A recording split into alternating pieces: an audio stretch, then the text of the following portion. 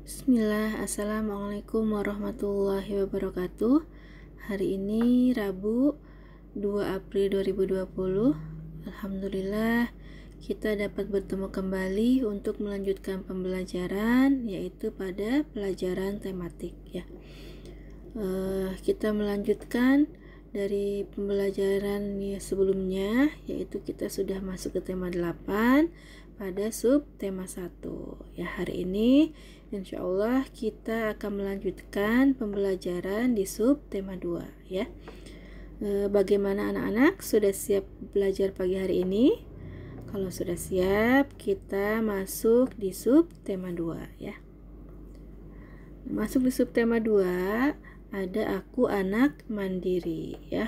Anak-anak bisa lihat terdapat gambar ada siswa-siswi yang sedang melakukan kegiatan pramuka ya. Mereka menggunakan pakaian lengkap dan peralatan lengkap ya di sini. Nah, sebagai anggota pramuka kita harus memiliki sikap mandiri ya. Sikap mandiri itu adalah kemampuan seseorang untuk melakukan sesuatu sendiri tanpa selalu meminta bantuan kepada orang lain ya. Dan tentunya sikap mandiri ini tidak hanya dilakukan pada kegiatan pramuka saja ya. Kalian pun harus dilakukan di rumah ya. Mempersiapkan buku pelajaran sendiri, makan, mandi dan lain-lainnya ya, menyiapkan pakaian itu juga diusahakan harus mulai belajar mandiri ya, tidak selalu meminta bantuan orang tua ya, misalkan Umi atau Abi di rumah ya. Makan ada masih disuapin, nah mulai sekarang makan sendiri ya. Dan menyiapkan buku pelajaran juga mulai mandiri ya. Nah, baik, kita lanjutkan. Nah, selain itu di sini ada seragam pramuka atau atribut yang dipakai oleh anggota pramuka. Nah, yang pertama itu ada penggunaan tanda atau atribut pramuka siaga putri. Berarti digunakan untuk putri. Nah, apa saja di sini yang digunakan? Nanti kalian bisa lihat sendiri, banyak atributnya ya di sini tuh. Lalu kemudian ada juga penggunaan tanda atribut pramuka siaga putra. Jadi putri sama putra di sini ya. Sebenarnya sama saja ya. Yang membedakan itu seragamnya ya. Kemudian, nah di sini ada tanda kecakapan khusus atau TKK. Nah, salah satu tanda pengenal pramuka itu adalah tanda kecakapan, yang dimana tanda kecakapan itu menunjukkan kemampuan, keterampilan, sikap, dan usaha seseorang anggota pramuka ya.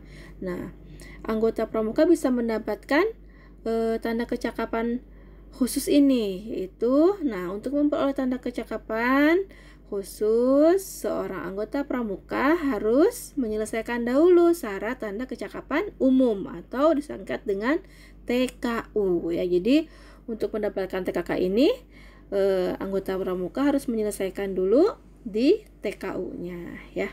Nah, dari setiap lambang yang ada di sini anak-anak bisa lihat ya, setiap lambang TKK ini tentunya berbeda-beda ya, gambarnya berbeda-beda. Kalian bisa lihat di sini. Nah, berbeda-beda sesuai dengan jenisnya. Lah seperti warnanya juga, warna dasarnya dalam TKK juga berbeda-beda ya. Ada warna merah, biru, hijau, putih ya, dan kuning ya. Ada merah, biru, putih, hijau dan kuning. Nah, kita lihat di sini. Nah, di sini itu sesuai dengan bidangnya masing-masing ya. Bisa lihat di sini ada. Nah, warna dalam lambang TKK di sini warna kuning berarti bidang agama, moral, spiritual dan pembentukan pribadi dan watak. Nah, warna hijau itu berarti bidang keterampilan dan teknik pembangunan. Warna putih berarti kesehatan dan seni budaya.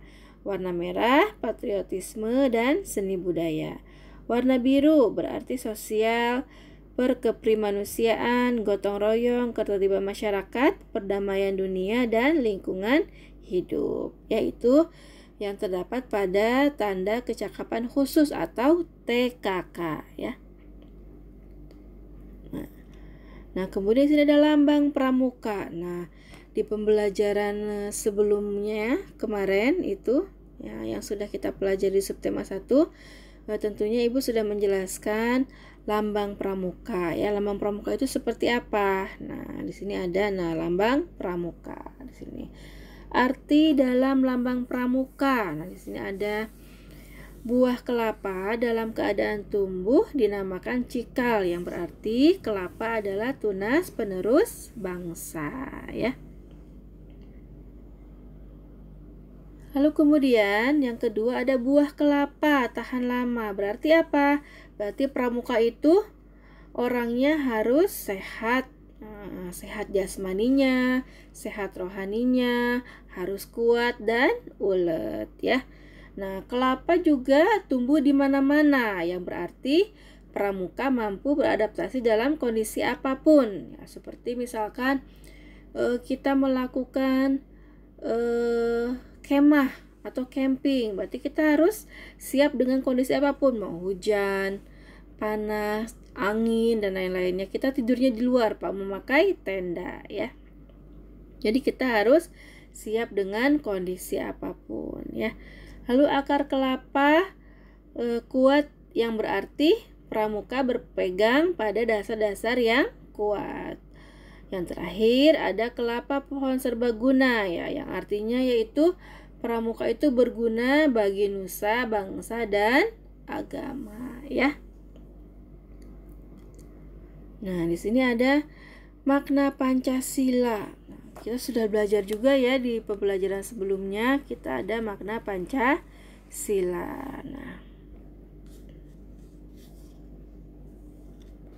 Nah, di sini ada butir-butir Pancasila. Pancasila itu ada 5 ya. Pancasila ada 5 butir-butirnya apa di sini? Yang pertama ada ketuhanan yang Maha Esa. Sila kedua, kemanusiaan yang adil dan beradab. Sila ketiga, persatuan Indonesia. Sila keempat, kerakyatan yang dipimpin oleh hikmat kebijaksanaan dalam permusyawaratan perwakilan. Dan sila kelima, keadilan sosial bagi seluruh rakyat Indonesia.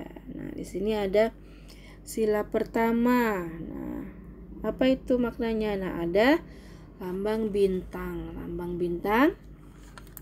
Apa itu yang pertama? Ketuhanan yang Maha Esa. Nah, di sini kita harus mempunyai sikap toleransi terhadap agama masing-masing. Jadi setiap warga negara itu diberi kebebasan dalam beribadah sesuai dengan kepercayaan yang dianut. Misalkan ada yang di Indonesia ada berapa agama itu? Ada 6 ya. Islam, Kristen, Protestan, Hindu, Buddha, dan Konghucu, yaitu kita harus saling menghormati ya. Tidak boleh memaksakan yang lain ya, kehendak yang lain ya. Tapi kita juga harus mengingatkan sesama orang muslim, kita harus mengingatkan bahwa kita jangan lupa berdoa atau jangan lupa sholat ya. Lalu yang kedua ada di sini kemanusiaan yang adil dan beradab. Ya, dilambangkan dengan rantai. Ya, itu apa? Setiap warga negara berhak mendapatkan persamaan derajat untuk menciptakan keadilan ya. Nah, yang dimana maksudnya jadi harus kita menciptakan keadilan ya sesama manusia ya. Lalu kemudian yang ketiga ada persatuan Indonesia ya. Walaupun Indonesia memiliki keberagaman baik itu suku, budaya, dan agama, namun tetap wajib mendapatkan persamaan kedudukan dan persamaan kesejahteraan di bawah naungan pemerintah rintah. Nah, kalau dalam kehidupan sehari-hari kita tidak boleh bertengkar, misalkan dengan sesama teman atau di rumah dengan adik dan lainnya ya. Kita harus berteman dengan siapa saja, menghindari perbuatan yang tidak baik ya, misalkan berantem juga atau tawuran dan lain-lain ya. Dan tidak menciptakan kelompok-kelompok yang dapat menyebabkan perpecahan ya, tidak boleh juga seperti itu ya. Dan kita harus rela berkorban demi negara kesatuan Republik Indonesia. Dan kalau kita juga harus menjunjung tinggi kepentingan beragama di atas kepentingan yang lain ya, kepentingan individu. Kemudian yang keempat, kerakyatan yang dipimpin oleh hikmat kebijaksanaan dalam permusyawaratan perwakilan. Nah, di sini sila keempat. Nah, di sini dalam bidang kedudukan dibutuhkan sistem demokratis untuk pemecahan masalah. Nah, kita harus melakukan musyawarah dalam memutuskan perkara. Nah, di sini ya. Contohnya misalkan di sekolah kita juga harus melakukan musyawarah. Nanti kalian bisa lihat di halaman 64 ya, mandiri dalam mengambil keputusan. Jadi mengadakan diskusi, misalkan siapa nih jadi ketua kelompoknya, berarti harus mengadakan diskusi kelompok yang dipimpin oleh ketua kelompok di sini ya. Atau bermusyawarah untuk menyelesaikan suatu masalah. Itu adalah salah satu pengalaman sila keempat. Ada contoh-contohnya ya, nanti kalian bisa lihat di halaman 65 ya. Lalu kemudian yang terakhir ada keadilan sosial bagi seluruh rakyat Indonesia. Di sini juga setiap tingkatan masyarakat wajib menunaikan kewajibannya, seperti membayar pajak pada negara misalkan, seperti itu ya. Demi apa? Demi untuk memeratakan kemakmuran dan kesejahteraan bangsa. Nah, kalau di lingkungan, kalau contoh pada kehidupan sehari-hari, nah, kita bisa mengajak warga untuk senantiasa beribadah, bertindak sesuai dengan norma dan aturan yang berlaku di masyarakat, atau rela berkorban demi negara ya. Mendengarkan pendapat orang lain dengan baik, nah itu juga termasuk di sila kelima. Juga menjaga keseimbangan diantaranya mengerjakan kewajiban dan menerima hak baik di keluarga, sekolah, masyarakat ataupun negara ya. Jadi harus mengerjakan kewajiban dan menerima hak ya. Nah, seperti sudah dipelajari di pembelajaran sebelumnya, kita ada kewajiban dan hak ya, seperti itu. Nah, itu.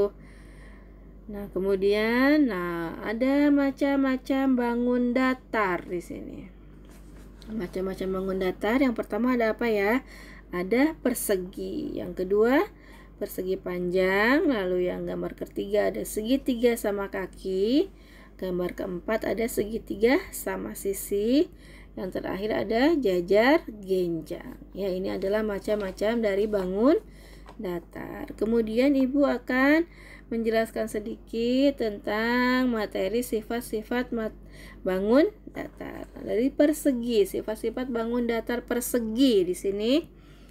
Nah, sifat-sifatnya persegi itu keempat sisinya sejajar dan sama panjang. Nah, persegi memiliki sudut siku-siku yaitu 90 derajat. Persegi memiliki 4 simetri lipat dan 4 simetri putar. Itu adalah sifat-sifat dari persegi. Kemudian ada sifat persegi panjang, yaitu sisi yang berhadapan sejajar dan sama panjang. Lalu memiliki sudut siku-siku yaitu 90 derajat, memiliki 2 simetri lipat dan 2 simetri putar. Kemudian selanjutnya, sifat yang selanjutnya ada sifat dari segitiga sama kaki. Nah, di sini bagaimana sifatnya? Yang pertama, sisi yang berhadapan sama panjang. Yang kedua, memiliki 2 titik sudut yang sama besarnya, yaitu sudutnya diapit salah satu sisi dengan alas segitiga. Yang ketiga, memiliki satu simetri lipat dan satu simetri putar ya. Lalu kita lanjutkan pada sifat segitiga sama sisi. Nah, di sini ketiga sisinya sama, kemudian sudutnya sama besar yaitu 60 derajat dan memiliki 3 simetri lipat dan 3 simetri putar. Dan yang terakhir dari sifat bangun datar yaitu jajar genjang ya. Nah, sifat dari jajar genjang, sisi yang berhadapan sejajar dan sama panjang. Lalu memiliki sudut yang berhadapan sama besar, yaitu 2 sudut lancip dan 2 sudut tumpul ya. Yang terakhir, tidak memiliki simetri lipat tetapi memiliki 2 simetri putar. Itu ada dari sifat-sifat bangun datar ya. Nah,